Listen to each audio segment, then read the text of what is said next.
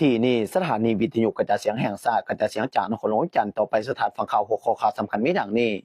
เมื่ออาทิตย์ก่อนๆผ่านมานี้พ่อแม่พี่น้องประชาชนทุกปวงชนอยู่ที่แขวงภาคเหนืออยู่บ่เป็นสุขย้อนฝนตกน้ำนองอย่างต่อเนื่องยังบ่หยุดบ่เซาภายในตอนนี้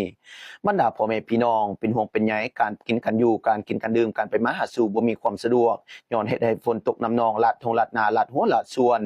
เป็นต้นแม่นเมืองพลทองแขวงหลวงพระบางบ้านบางเสียงเพียงตะลินบ่ว่าแต่บ้านบางปะปานบ้านบ่โมบรรดาพ่อแม่พี่น้อง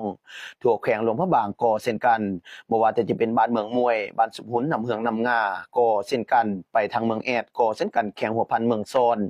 บ่ว่าแต่จะเป็นบรรดาพ่อแม่พี่น้องอยู่ที่เมืองเวียงคำก็เช่นกันหรือว่าจะเป็นแขวงเสียงขวางอุดมไซก็เช่นกันทั่วประเทศลาวเฮาภายในปีนี้ยังมีฝนตกแห้งเป็นยักษ์หนักน้ำท่วมน้ำหลากเป็นประจำอย่างต่อเนื่องอย่างบ่หยุดบ่เซามาจนฮอดทุกมื้อนี้ถึงอย่างไรก็ตามขอฝากเตือนบรรดาพ่อแม่พี่น้องประชาชนทุกปวงชนอยู่ที่ประเทศลาวเฮาภายในปีนี้บ่ว่าแต่อยู่แขวงเหนือแขวงใต้แขวงใดก็แล้วแต่การอยู่ให้อยู่นาอยู่ห้วยอยู่สวนอยู่สนามหำฮึบเลี้ยงตัวเลี้ยงต่างเลี้ยงสัตว์เลี้ยงสิ่งเลี้ยงงัวเลี้ยงควายเลี้ยงแบะอยู่สนามเป็นประจำเป็นอาชีพแม่นย้ายไปอยู่บนโพนกันได้น้อยหนึงบ่จำเป็นจะอยู่แคมป์ห้วยไร่เพราะว่าป้องกันที่มันเกิดอุกทบขีภัยน้ำท่วมเว้นจากการเกิดอุบัติเหตุปีนี้หรือปีหน้าก็คงบ่ว่ากันขอฝากความเป็นห่วงเป็นใยนำบรรดาพ่อแม่พี่น้องทั่วปวงชนอยู่ประเทศลาวเฮาภายในปีนี้ต่อไปสันทานฟังข่าวดินฟ้าอากาศสำหรับข่าวดินฟ้าอากาศของตอนเช้าในมื้อนี้อยู่ที่นครหลวงเวียงจันทน์ยังมีฝนตกฟ้าคะนองลมแรงเป็นบางโอกาสอุณหภูมิต่ำ38-39องศาอยู่ที่แขวงพงศลีก็เช่นกันหมอกหนาเป็นบางส่วนเขตผู้สูงบริเวณยังมีลมหนาวเย็นเป็นบางโอกาสอุณหภูมิต่ำ39-40องศาระหว่างอยู่แขวงอุดมไซยังมีหมอกหนาเป็นบางส่วนลมแรงเป็นบางโอกาสฝนตกเป็นอย่างหนักอุณหภูมิต่ำ41-42องศา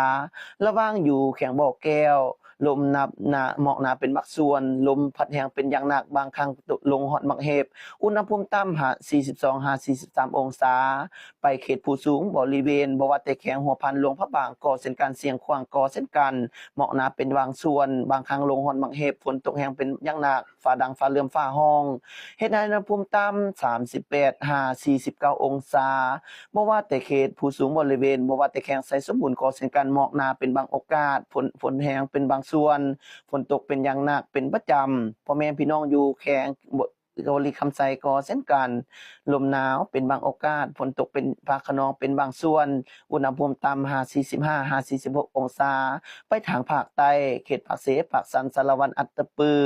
จำปาสักแม่นอุณหภูมิต่ำ42-43องศารายงานข่าวจากกุตุนิยมและอุทกศาสตร์จบข่าว